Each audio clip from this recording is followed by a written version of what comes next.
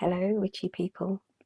You may be wondering why I'm sat here in the dark with nothing but a cup of coffee, a solitary lit candle, and a snoring dog to keep me company. Well, many years ago, I used to run a website called the Haunted ChaCha. And on that site, I would write down the tales that people had told me, not necessarily ghost stories, just tales of strange happenings, weird goings on in strange places, eerie places, places that were supposedly haunted, maybe. So if you want to hear a few, grab a cup of coffee, sit down, and I'll tell you some. Ghost night. Sometimes you get so used to something that it doesn't seem strange, even though it may be very strange indeed. I always knew that if I woke up in the middle of the night, I would see a figure near the corner of my room. The figure was a man, dressed in a grey uniform and a capped hat. It looked as though he was sitting, but I couldn't say for sure, because most of the time I would hide my face under the bedclothes and wish the figure gone. After a while, I got used to him being there. He never spoke. He never even moved. Perhaps he didn't know I was there, or perhaps he was just a shadow my imagination had turned into a figure. Time went on, and sometimes the figure would look faded when I dared peek at him. But I never thought that he shouldn't be there. I was so used to him just being in the corner that I ceased to pay much attention to him at all. For the most part, he seemed like a three-dimensional black and white photograph, unmoving and still. I must have been about 12 years old when my mum overheard a group of my friends talking. We had all gathered round Lucy's house for a sleepover and were telling spooky stories to each other. Lucy's mum Dawn had invited my mum, Mary, over for a coffee as us girls were settling in for the night. They had crept upstairs to listen to our stories and were both planning to charge into the bedroom and make us jump. As Mary and Dawn crept to the top of the stairs, they heard Lucy cajoling me into trying to tell my story to everyone. Of course, Lucy knew about the figure in my room. She was my best friend and we shared everything. It was a boring tale to tell. There was nothing to say except that I saw a figure of a man in my room sometimes. He didn't move. He didn't smile or even talk to me. There was nothing much to tell at all. Dawn and Mary didn't jump in on us telling our stories to each other. Instead, they decided to listen in. After I had finished my boring tale, my mum casually walked into the bedroom and asked what we were talking about. When we all just looked at her blankly, she knelt down to me and told me that we would talk about things in the morning. I don't know why I didn't like telling people about the figure I saw. It was as though he belonged to me somehow, and I didn't really want to share. Still, when Mum asked questions, I had to answer her truthfully, and so I did. I told her everything, even silly things like how he appeared to be like a picture that had come to life, and that he had badges on his lapels. Sometimes he appeared without his hat, and his hair was shiny and slicked back with a parting on the side, and that occasionally he would have his hands crossed on his lap, though usually he rested each hand on his legs.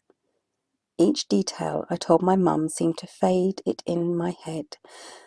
It was as though I was forgetting him as I spoke of him. Even now, I have to think hard about how he looked, because speaking of him was stealing him away. That night, after telling my mum as much as I felt I could, I lay awake in my bed. Part of me knew that I had to say sorry to this lonesome airman, as I had come to call him. I needed to apologise, for letting others know he was there, for breaking his silence and sharing him with others. Sleep drifted over me, and I could not stay awake, though I tried to force myself to keep my eyes open. I must have been having a terrible nightmare, because my screaming and calling out had brought my parents rushing up to my room, and they were gently shaking me, asking me what was wrong as I awoke. I seemed to awake fully all of a sudden, and automatically looked into the corner of the room where the airman should have been.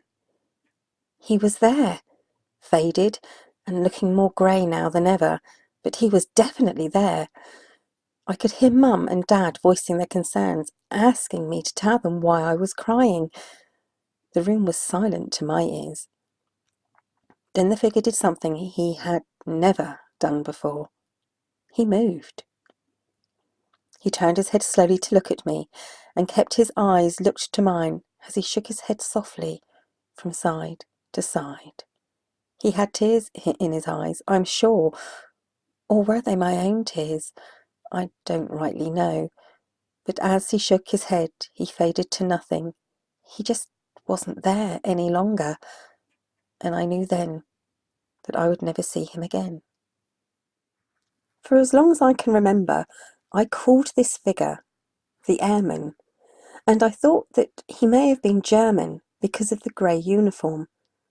It took years and years for me to recall, finally, that this figure was like a black and white photograph come to life. He was grey all over, not just his uniform. This, mixed with the lack of light in the room, suggests to me that the colour of the uniform was possibly indistinguishable. It could have been many different shades of blue or grey or even beige or tan. The house where I lived at that time was a very new building, not much over 10 years old at that time. There had been a very few cases of aircraft coming down in the area during World War II, which may explain my figure. Though why he was not able to speak or show himself fully, or even why he appeared to me in an upstairs room, is something I cannot explain. After doing some research, I did discover a few things. The RAF website reported that on the 11th of September 1940, at 16:10 hours, at the same time as the attack was being made on London, 75 enemy aircraft came in over Portsmouth and Southampton and flew inland over Hampshire and Sussex. 3 squadrons were sent to intercept, and enemy aircraft were shot down. Also, at about 15:30 hours, a large number of aircraft crossed the coasts of Kent and Hampshire and made an attack on Dover and on the Southampton area, where a number of casualties were inflicted. Bombs have been dropped during the night in parts of Lancashire, South Wales, Devon and Cornwall, Buckinghamshire and Hampshire, but in no case has the damage been severe or the casualties heavy. I am fully aware that the 424 Squadron is the closest RAF squadron to where I lived at this time. I cannot find details of any casualties of that squadron during World War II, but research is always continuing. A bit of added information here. Whether this is relevant or not, I leave for the listener to decide. A few years after this incident, my much-loved brother decided to join the ATC, the Air Training Corps. He joined the 424 Squadron. Something else I've also discovered in the last few years was my great-great-grandfather was one of the very first RAF pilots. Before the RAF even existed, he used to fly training flights. He used to test planes.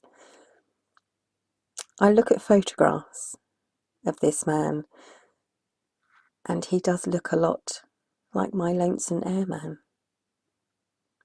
But that could be just wishful thinking, perhaps.